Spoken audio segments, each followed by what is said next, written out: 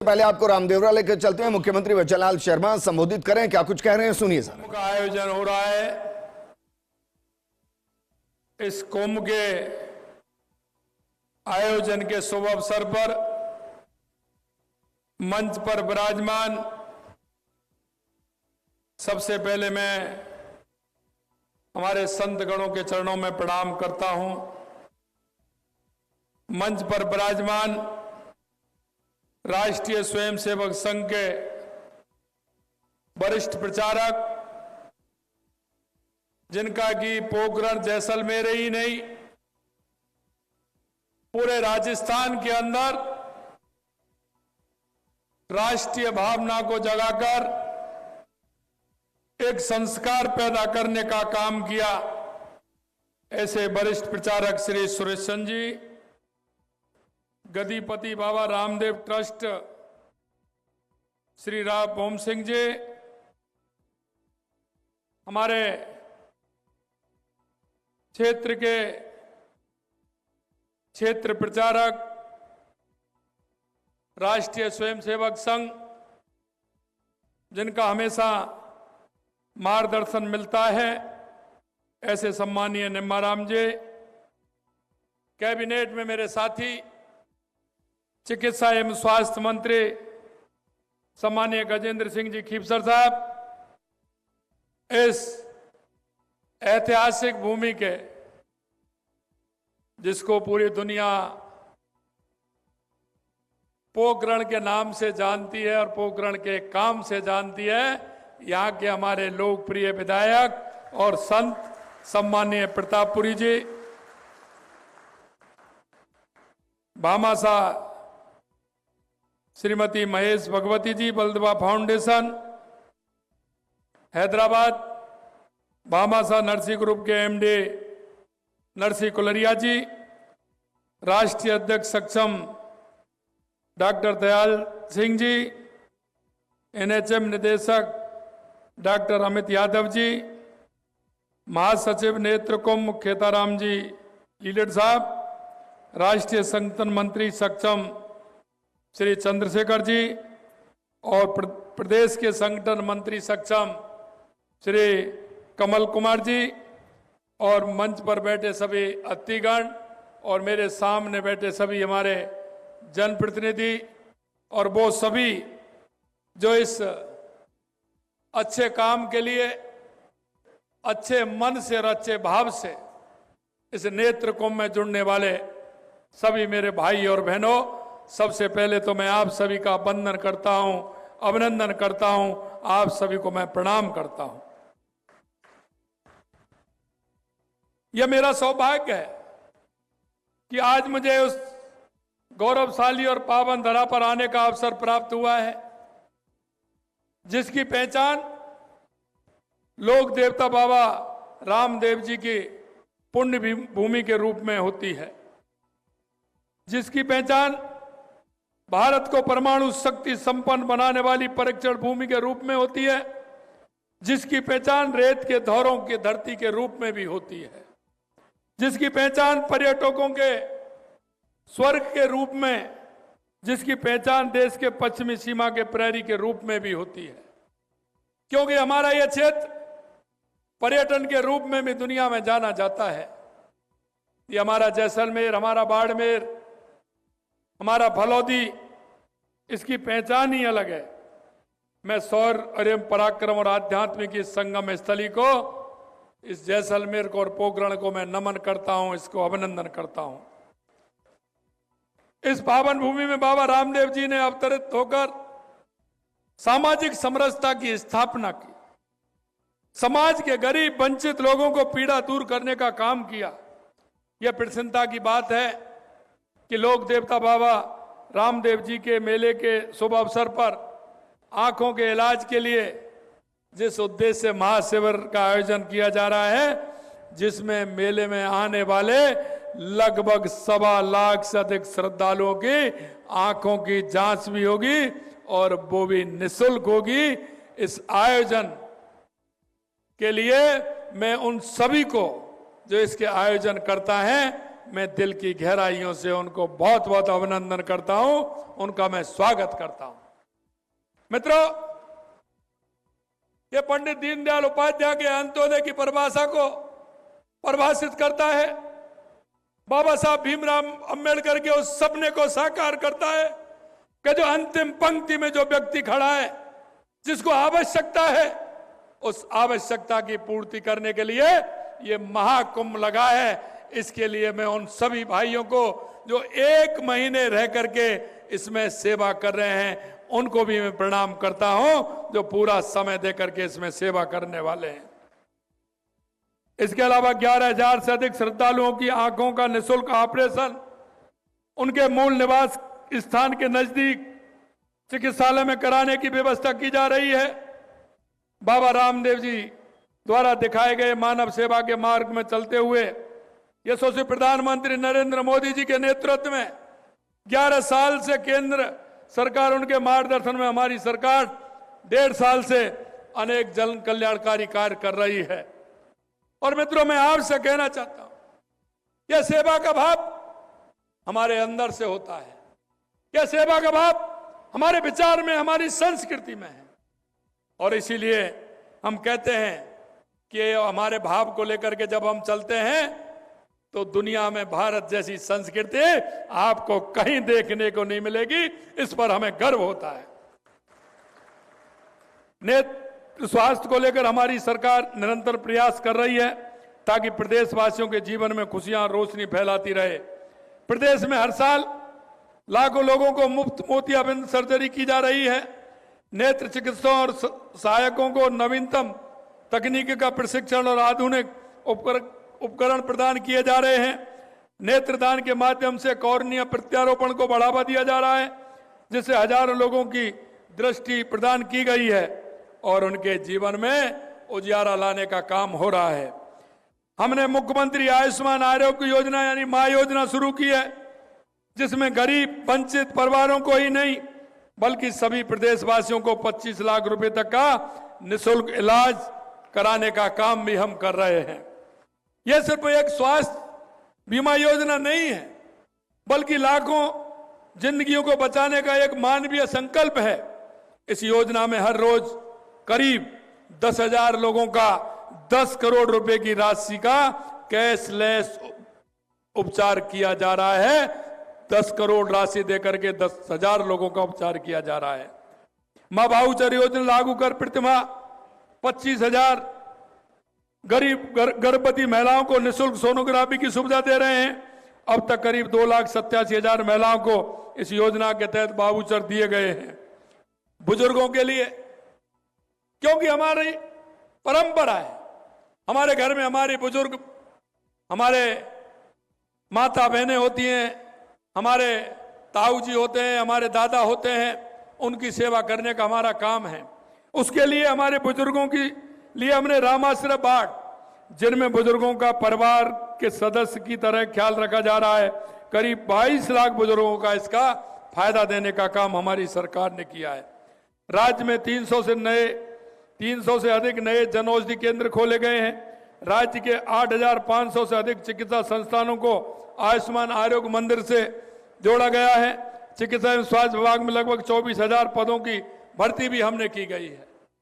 आपने देखा होगा, पूर्ववर्ती सरकार ने पहले तो भर्ती नहीं की, अगर भर्ती की तो उनके पेपर लीक कर दिए, हमारे इन युवाओं के सपनों को चूर चूर करने का काम किया। मैं आपसे कहना चाहता हूं, हमने चिकित्सा और स्वास्थ्य विभाग में 24,000 पदों पर भर्ती की गई है और 26,000 पदों की भर्ती है प्रक्रियाधीन है जो होने वाली है। एक साथ 50,000 भर्ती एक डिपार्टमेंट के अंदर होना, ये आप देख सकते हैं हमारी सरकार की क्षमता क्या है। राजस्थान की धरती सूरवीरों के साथ लोक देवी देवताओं संतों की भूमि है।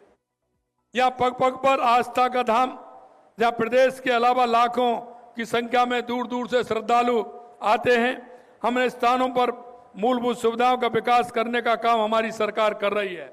इसके लिए हम इन आस्था धामों को श्रद्धालुओं को बेहतर सुविधा उपलब्ध कराने, उन्हें बेहतर कनेक्टिविटी उपलब्ध कराने का काम कर रहे हैं। यही नहीं, आपने देखा होगा हम लगातार उन सभी की आस्था केंद्र जो हमारे हैं, हमारे जितने भी आस्था केंद्र हैं, उन आस्था केंद्रों के विकास के लिए लगातार हम काम कर रहे हैं। और हमारी सरकार वरिष्ठ नागरिकों के लिए वरिष्ठ नागरिक तीर्थ यात्रा का संचालन भी कर रही है। और इस योजना के तहत 18,328 यात्रियों को अयोध्या में रामलला के दर्शन कराए गए। इस योजना में कुल 55 ट्रेनों का संचालन कर 48,928 से अधिक यात्रियों को विभिन्न तीर्थ स्थलों के दर्शन कराने का काम हमारी सरकार ने किया है।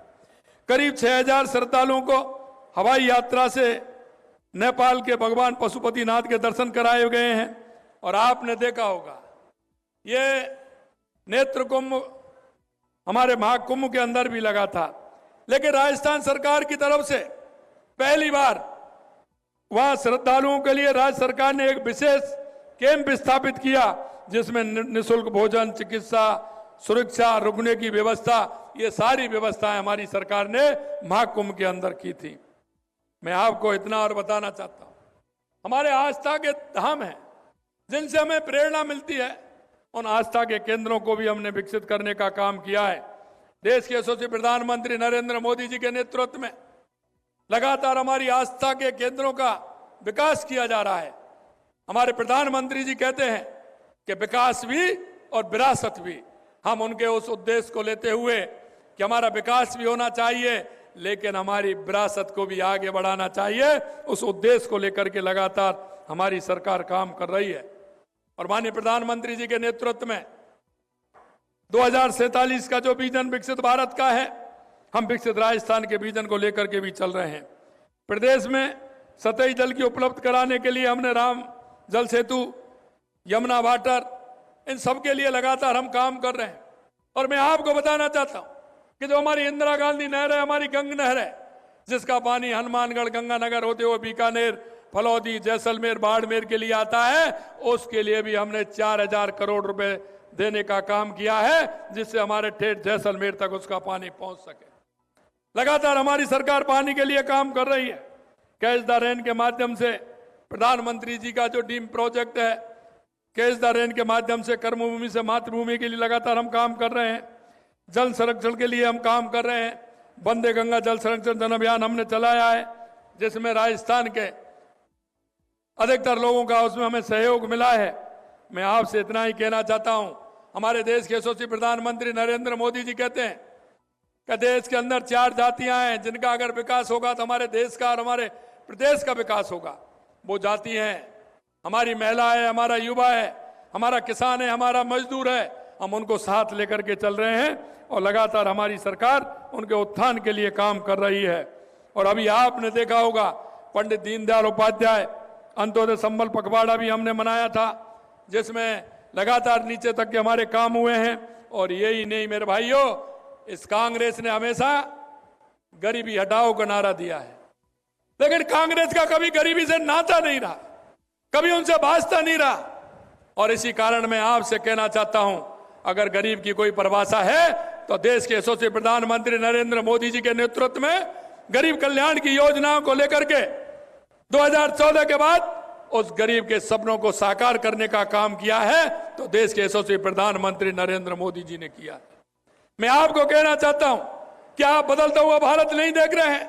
2014 के बाद चाहे हमारे गरीब कल्याण की योजनाएं हो, चाहे हमारे विकास की योजनाएं हो, चाहे आतंकवाद नक्सलवाद का खात्मा हो, या दुनिया में बढ़ता हुआ भारत का गौरव हो, ये आपने आपके सामने देखा है जिस तरह से माननीय प्रधानमंत्री जी के नेतृत्व में हो रहा है। मित्रों, मैं आपसे और इतना कहना चाहता हूं, ये कांग्रेस के लोगों से जब मैं बात करता हूं तो उनको बड़ा दर्द होता है, और दर्द भी ऐसा होता है, मेरे से कहते हैं मुख्यमंत्री तो मंदिर जाते हैं, क्या मैं मेरे आस्था केंद्रों पर नहीं जाऊं? अरे आप देखिए, आपकी इस मानसिकता को बदलिए। आपने कहा था, मैं वो भी आपको बताना चाहता हूं कि आपने मालेगांव का आज फैसला आया है, और मालेगांव का जो फैसला है, कांग्रेस ने हमेशा वोट बैंक की तुष्टीकरण की राजनीति की है।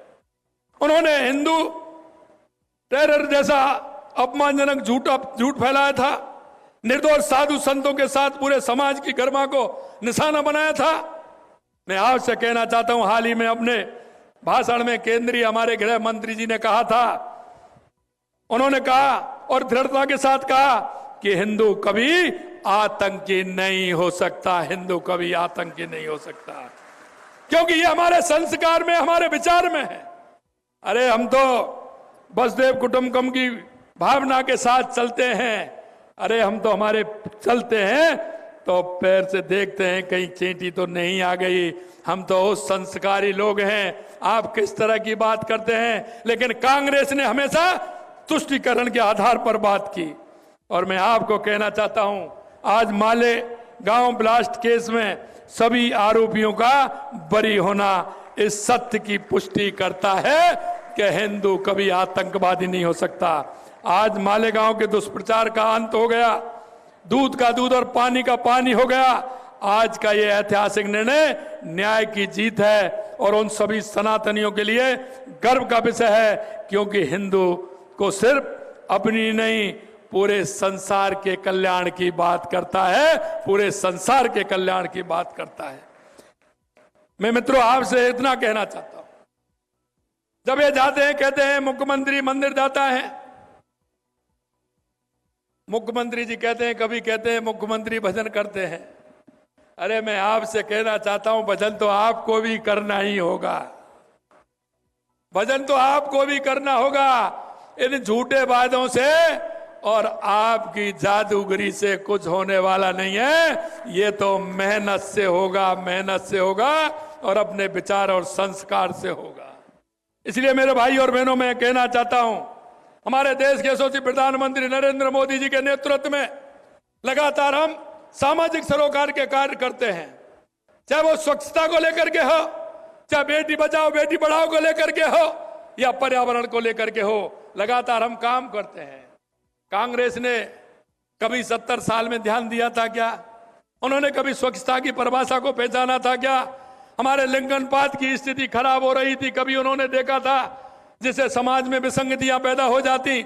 लेकिन देश के यशस्वी प्रधानमंत्री नरेंद्र मोदी जी के नेतृत्व में बेटी बचाओ बेटी पढ़ाओ का नारा देकर उस पर काम करके आज हम समानता की धारा पर आने का काम किया गया है।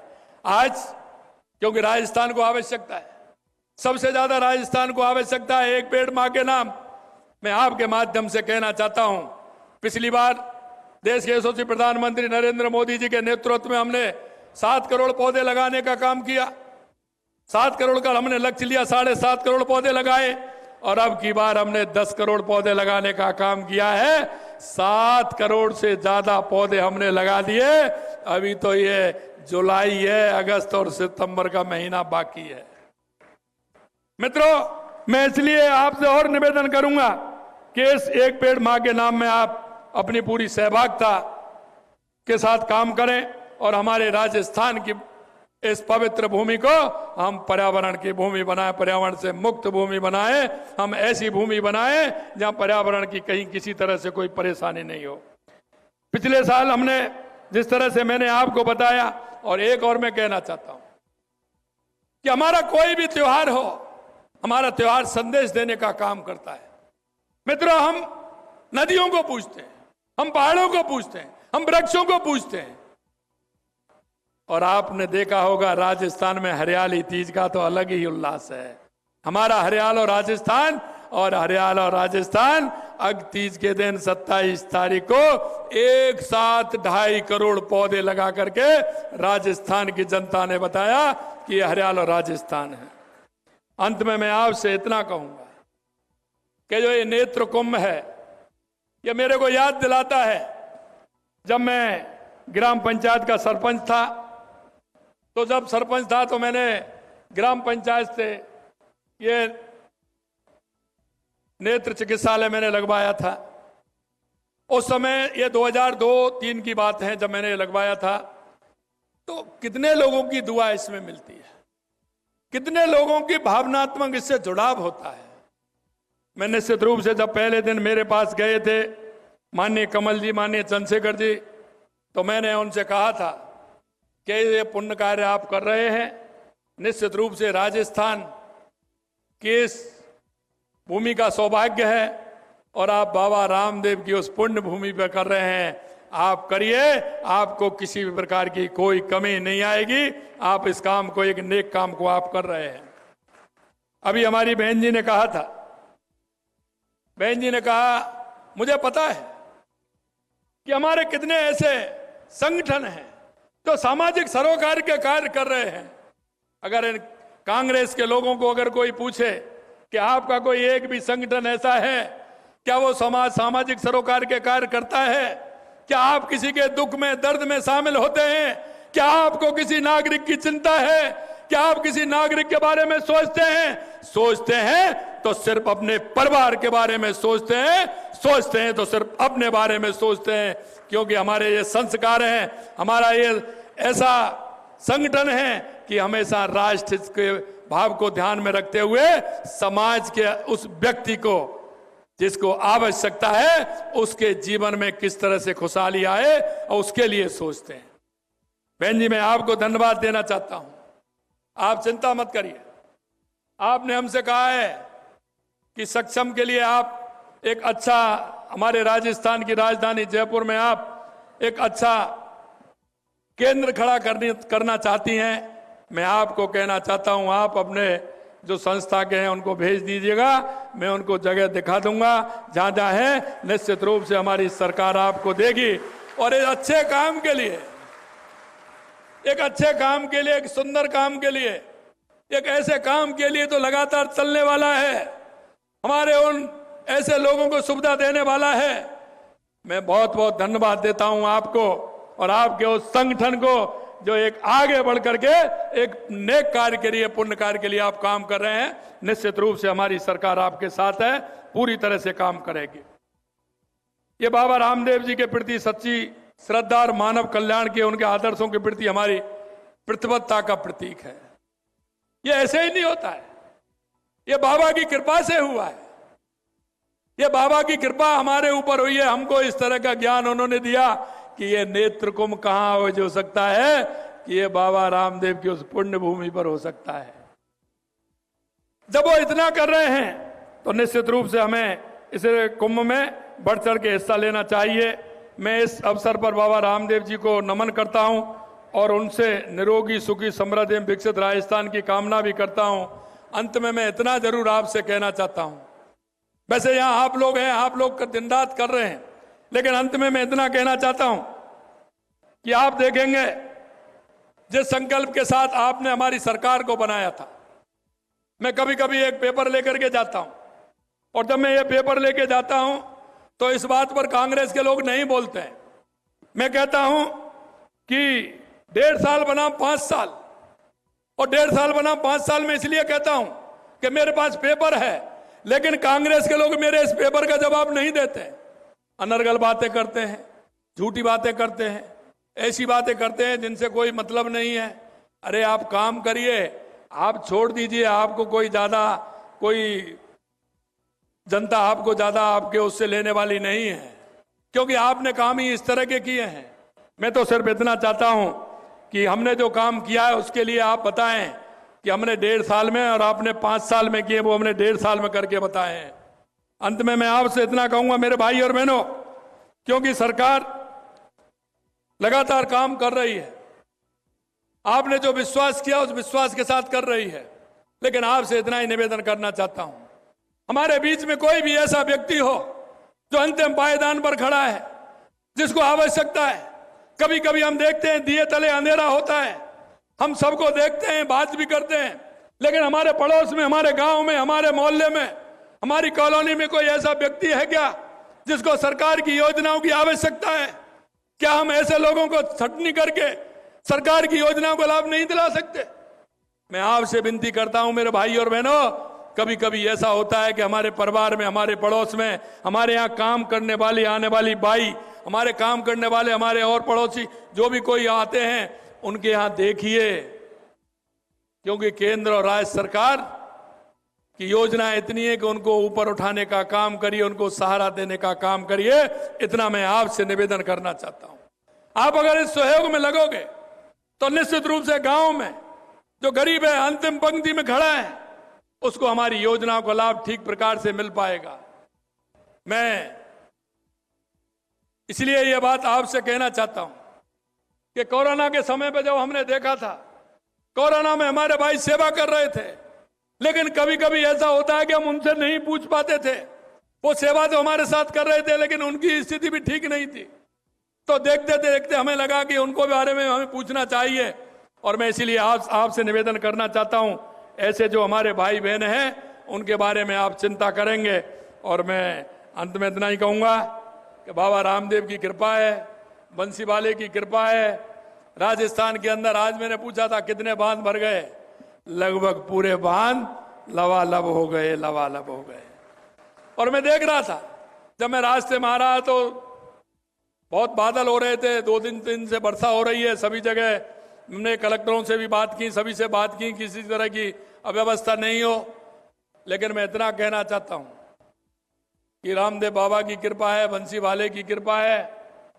आपसे मैं यही कहूंगा कि ये कृपा ऐसे नहीं है, ये कृपा का लाभ हम उठाएंगे और हम उन सभी लोगों को जिनको आवश्यकता है उनको चिन्हित करेंगे, और जो हमारी केंद्र और राज्य सरकार की योजना है उनको लाभान्वित करने का काम करेंगे। ये जो हमारा नेत्र कुंभ है, ये राजस्थान में पहली बार हो रहा है।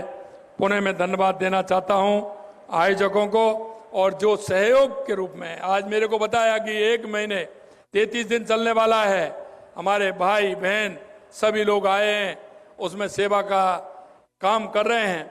ऐसे सभी भाई बहनों को मैं पुनः बहुत बहुत दिल की गहराइयों से धन्यवाद देना चाहता हूं, और आप के माध्यम से हमारा ये नेत्र कुंभ आगे बढ़ेगा। और चंद्रशेखर जी बता रहे थे, ये तो हमारा तीसरा है, लेकिन आगे और भी चलेंगे। आप चिंता मत करिए, जो भी आप हमसे कहोगे हमारी सरकार पूरी तरह से आपके साथ खड़ी है, और कंधे से कंधा मिला करके हम काम करेंगे। क्यों? ये पुण्य का कार्य है, ये वो कार्य है जो मानव जीवन के लिए आवश्यक है। ये वो कार्य है जो हमारे अंदर के भाव और भावना के हिसाब से होना चाहिए, वो काम होता है तो हमें निश्चित रूप से संतुष्टि भी मिलती है। हमारे विचार और हमारी संस्कृति में ये समाया हुआ है। आपका सभी का, हमारे जनप्रतिनिधि सामने बैठे हैं उनका भी, हमारे साधु संतों का भी, मंच पर विराजमान हमारे सभी अतिथियों का भी, आप सभी का बहुत बहुत धन्यवाद। जय हिंद, जय भारत, जय राजस्थान। बहुत बहुत धन्यवाद आदरणीय मुख्यमंत्री महोदय। एक ओजस्वी उद्बोधन, एक प्रेरक उद्बोधन हम सबको प्राप्त हुआ। अब आमंत्रित करता हूं डॉक्टर रवि प्रकाश जी को, निदेशक चिकित्सा एवं जन स्वास्थ्य, मंच पर पधारें और धन्यवाद ज्ञापित करें। नमस्कार।